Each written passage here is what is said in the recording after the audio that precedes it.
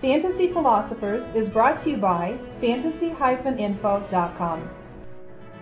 In PPR leagues, it's always good to get those extra points for your receptions. And so for tight ends, yeah, we want to look at some of those more procession heavy type of tight ends that you're looking at. Visante Shenko is a guy, really good touchdown maker. But when you look at what he gets reception totals, yardage-wise, he's just not one of the guys who maybe that's more viable to have. Maybe a Kellen Winslow, it helps a guy like that have added value. Maybe a Chris Cooley has some more added value.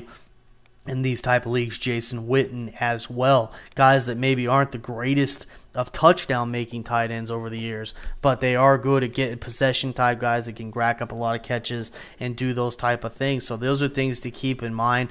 And Antonio Gates, I've still got him, being that number one guy. Vernon had a great touchdown total. He did have a decent reception and yardage total as well, but we got to see him put that together, get around those kind of numbers again this season before I think we rank him as the true number one guy. So with Gates, I still got him one. And I think guys like maybe a John Carlson, here's a guy that could rack up a good amount of receptions with the Seahawks this year. That's a name to keep in mind.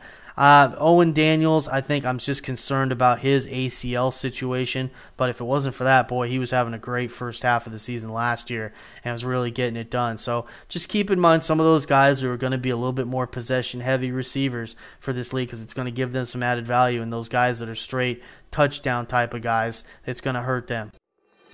And once again, we just want to let you know that if you're listening to this out there on the internet, maybe on YouTube for a video, we've got this, what we're talking about here, available for you. There's a link. It should be a link at the bottom of where this video is at, right underneath the text.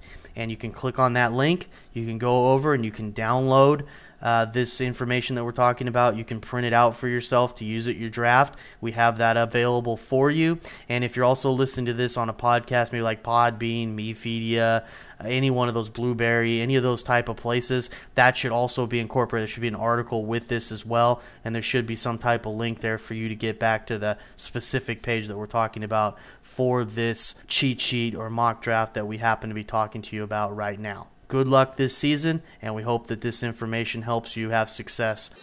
For more fantasy football information, go to fantasy-info.com and sign up for our free e-newsletter. Good luck in your 2010 Fantasy Football League.